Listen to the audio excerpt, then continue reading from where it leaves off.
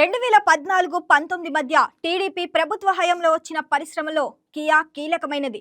సత్యసాయి జిల్లా పెనుకొండ మండలం ఎర్రమంచి గ్రామంలో కొరియాకు చెందిన కియా కార్ల పరిశ్రమ ఏర్పాటైంది. సకాలంలో వర్షాలు కురవక పంటలు పండక కరువు కోరల్లో చిక్కుకున్న ఉమ్మడి అనంతపురం జిల్లాలో కియా ఇండియా పరిశ్రమ రాకతో రూపురేఖలు మారిపోయాయి. నిజానికి ఒక కంపెనీని తీసుకురావాలంటే వారి గడప తొక్కాలి, ఒప్పించాలి, రాయితీలు ప్రకటించాలి. తమిళనాడుతో పోటీ పడి కియా మోటార్స్ ను అనంతపురానికి చంద్రబాబు తీసుకొచ్చారు. కియా కోసం 600 ఎకరాల భూమిని సేకరించారు. నీటి సౌకర్యం కావాల్సిందిగా యాజమాన్యం కోరగా అప్పటి ముఖ్యమంత్రి చంద్రబాబు కేవలం 18 నెలల్లోనే గొల్లపల్లి జలాశయ నిర్మాణ పనులు పూర్తి చేయించి కృష్ణా జలాలతో నింపటంతో కియా పరిశ్రమ ఏర్పాటైంది. రికార్డు సమయంలోనే దాదాపు 13,000 కోట్ల పెట్టుబడితో పరిశ్రమ ఏర్పాటు చేసి కార్ల ఉత్పత్తి ప్రారంభించారు. ఒకే ఒక్క పరిశ్రమ ఒక జిల్లా రూపురేఖలను ఎలా మారుస్తుందో చెప్పడానికి కియానే నిదర్శనం. కార్లను ఉత్పత్తి చేస్తూ 20,000 మంది యువతకు ఉద్యోగాలు కల్పించి ఆసరాగా నిలుస్తుంది. 2017 సంవత్సరం ఫిబ్రవరిలో పెనుగొండ దగ్గర కియా సంస్థని అప్పటి ముఖ్యమంత్రి గారు నారా చంద్రబాబు నాయుడు గారు ఈ ఆంధ్రప్రదేశ్కి, అది కరువుసీమలో మరీ ఎడారిగా మారుతున్న అనంతపురం జిల్లాకి ఒక వరంగా భావించి దానిని కియా సంస్థ అనే దానిని ఒక పెనుగొండ దగ్గర స్టార్ట్ చేయడం జరిగింది.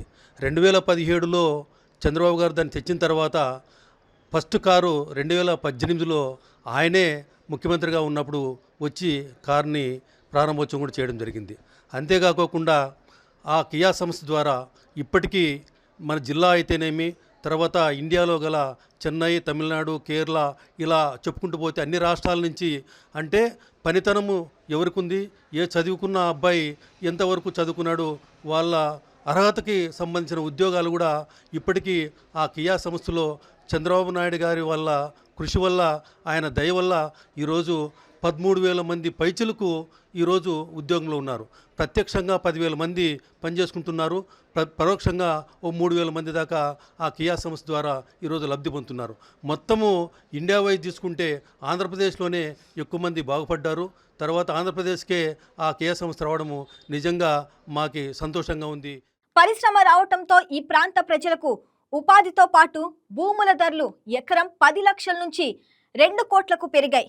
కియా రాకముందు అనంతపురం జిల్లా తలసరి ఆదాయం 70,000 ఉంటే పరిశ్రమ వచ్చాక అది 2.30 లక్షలకు పెరిగింది. ఇక 2019 ఆగస్టులో కియా సెల్టాస్, 2020 ఫిబ్రవరి నుంచి కార్నివాల్, 2020 సెప్టెంబర్ నుంచి సోనెట్, 2020 ఫిబ్రవరి నుంచి కారెన్స్, 2024 అక్టోబర్ నుంచి న్యూ కార్నివాల్ మోడల్ కార్లు ఇక్కడ ఉత్పత్తి అవుతున్నాయి. ఇక కార్ల తయారీ యూనిట్లోనే 6,142 మంది ఉద్యోగులు పనిచేస్తున్నారు. ఇక చుట్టుపక్కల గ్రామాల్లో వారికి ఉపాధి దొరికింది. ఇక 2023లో ఈ కంపెనీ 10 లక్షల కార్ల ఉత్పత్తి పూర్తి చేసుకుంది.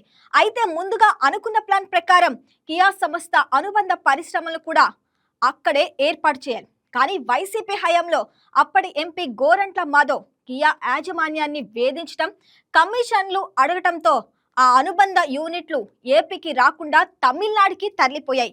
చంద్రబాబు రాకతో ఆ కంపెనీకి కొండంత భరోసా వచ్చింది. కరువు నేలల్లో కార్ల తయారీ పరిశ్రమను నెలకొల్పిన కారణంగా ఆ ప్రాంతం పేరును అంతర్జాతీయ స్థాయిలో వినిపించేలా చేస్తుంది ఈ కియా ఇండియా పరిశ్రమ.